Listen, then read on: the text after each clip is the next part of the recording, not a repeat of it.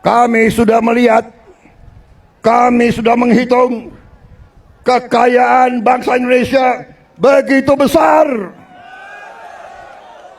Masalahnya, maling-malingnya juga banyak. Sejak diusulkan pada tahun 2008, rancangan Undang-Undang Perampasan Aset masih luntang-lantung di meja dan gedung Wakil Rakyat DPR. Akibatnya, tikus-tikus kantor dan berdasi masih terus menggeruk untung untuk merugikan negara dan rakyat. Bahkan sudah lebih dari 1 dekade lamanya sejak draft RUU Perampasan Aset selesai disusun oleh Pusat Pelaporan dan Analisis Transaksi Keuangan (PPATK). Saya sudah sampaikan, hai kalian-kalian yang di dalam lembaga-lembaga pemerintah, kalian digaji oleh rakyat. Saya katakan, hentikan korupsimu. Hentikan kalian mencuri uang rakyat, hentikan. Dan saya minta dihentikan secepat-cepatnya. Tidak itu saja, sudah 3 kali pergantian presiden, RUU yang sangat urgen untuk penanganan korupsi tersebut belum juga menemui titik terang. Setidaknya dari masa Presiden Susilo Bambang Yudhoyono, RUU itu diajukan ke DPR, kemudian ditindaklanjuti oleh Presiden Joko Widodo. Dan kini, hingga Presiden Prabowo Subianto, undang-undang itu masih menjadi pembicaraan liar di berbagai kalangan. Gue lahir di Betawi, gue besar di Betawi, gue ngerti mana aset-aset yang milik rakyat, gue ngerti semua itu. Dan gue akan tarik kembali jadi milik rakyat, saudara-saudara sekalian. Presiden Prabowo Subianto terus mendorong agar RUU Perampasan Aset untuk segera diselesaikan.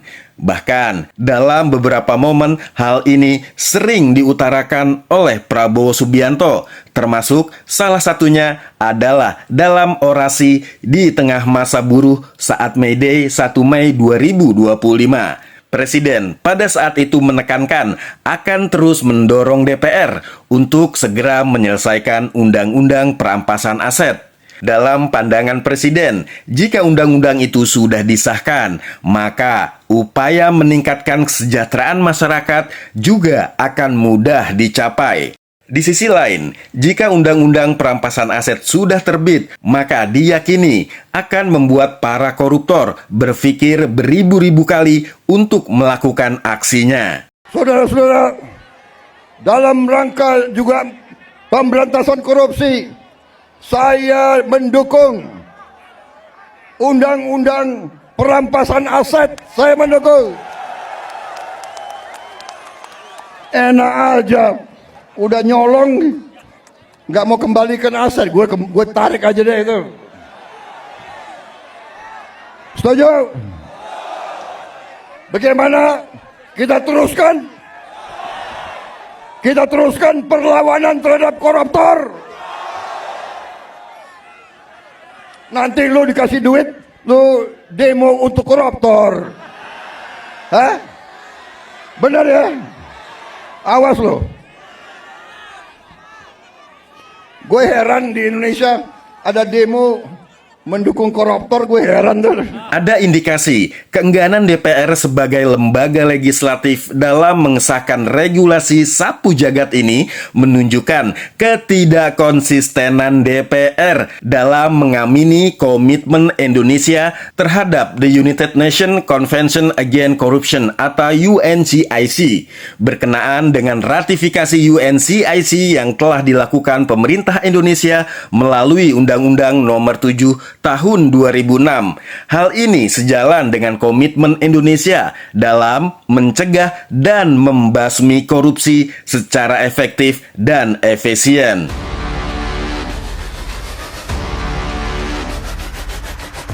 Urgensi pengesahan RUU perampasan aset menjadi krusial disebabkan adanya realita kerugian negara yang muncul akibat tindak pidana korupsi yang sudah mencapai lebih dari 48.786 triliun rupiah dengan tingkat pengembalian kerugian melalui pidana undang-undang pengganti hanya sebesar 3.821 triliun rupiah atau setara dengan 7,83%.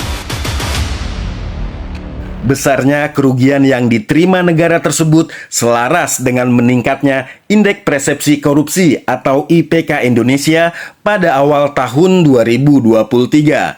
IPK Indonesia yang awalnya sebesar 38 terjun bebas menjadi 34.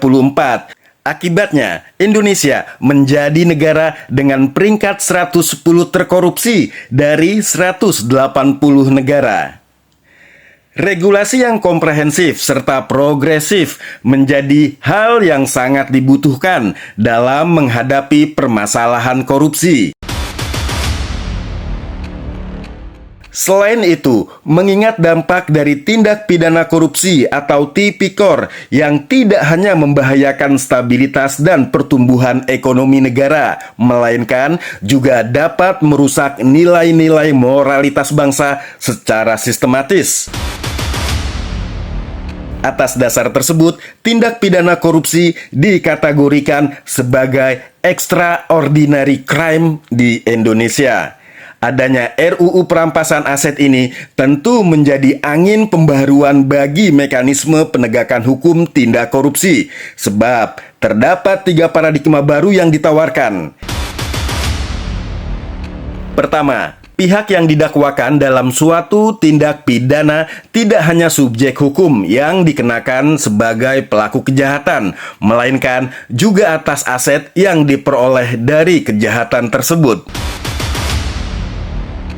Kedua, mekanisme peradilan yang digunakan dalam mengadili persoalan perampasan aset atas tindak pidana korupsi adalah melalui mekanisme peradilan perdata.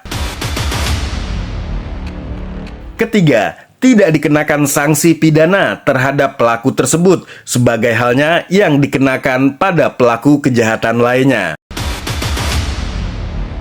Adapun salah satu pasal penting dalam RUU perampasan aset yaitu perampasan dapat dilakukan pada aset yang tidak seimbang dengan penghasilan atau tidak seimbang dengan sumber penambahan kekayaan. Selain itu, perampasan aset yang dimaksud adalah aset dirampas merupakan aset yang bernilai paling sedikit 100 juta rupiah atau aset yang terkait dengan ancaman tindak pidana dengan penjara 4 tahun atau lebih.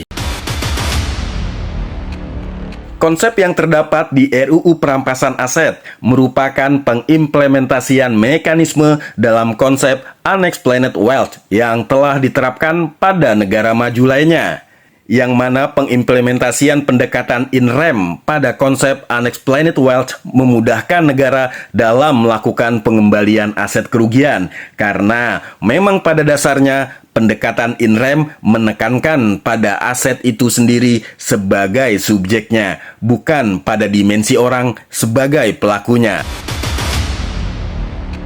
Australia merupakan salah satu negara yang telah mengimplementasikan regulasi unexplained wealth dalam mekanisme perampasan asetnya, memiliki nilai yang cukup baik dari UNCIC dalam bidang criminalization and law enforcement.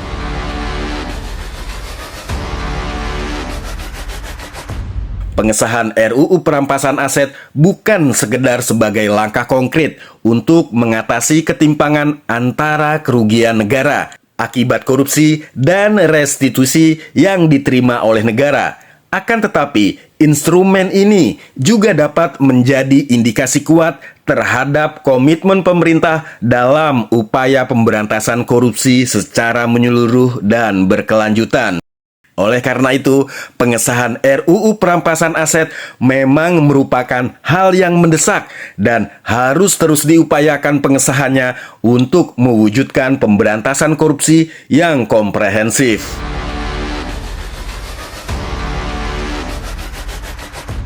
Komisi Pemberantasan Korupsi atau KPK sependapat dengan Presiden Prabowo Subianto yang mendorong agar rancangan Undang-Undang Perampasan Aset segera dibahas di DPR untuk menunjang pemberantasan korupsi. KPK menyatakan dukungan Presiden RI Prabowo Subianto terhadap RUU Perampasan Aset merupakan bukti pentingnya RUU Perampasan Aset untuk segera disahkan menjadi undang-undang. KPK berharap pembahasan RUU Perampasan Aset segera dilakukan. Presiden Prabowo Subianto menyatakan dukungannya terhadap RUU Perampasan Aset. Pemerintah akan mengusulkan RUU Perampasan Aset masuk program legislasi nasional. Pemerintah sudah menyerahkan draft RUU Perampasan Aset ke DPR, tetapi pembahasannya sangat berkaitan erat dengan kekuatan politik. Pemerintah mengatakan komunikasi dengan sejumlah partai politik sangat diperlukan untuk menentukan nasib pembahasan RUU Perampasan Aset di DPR.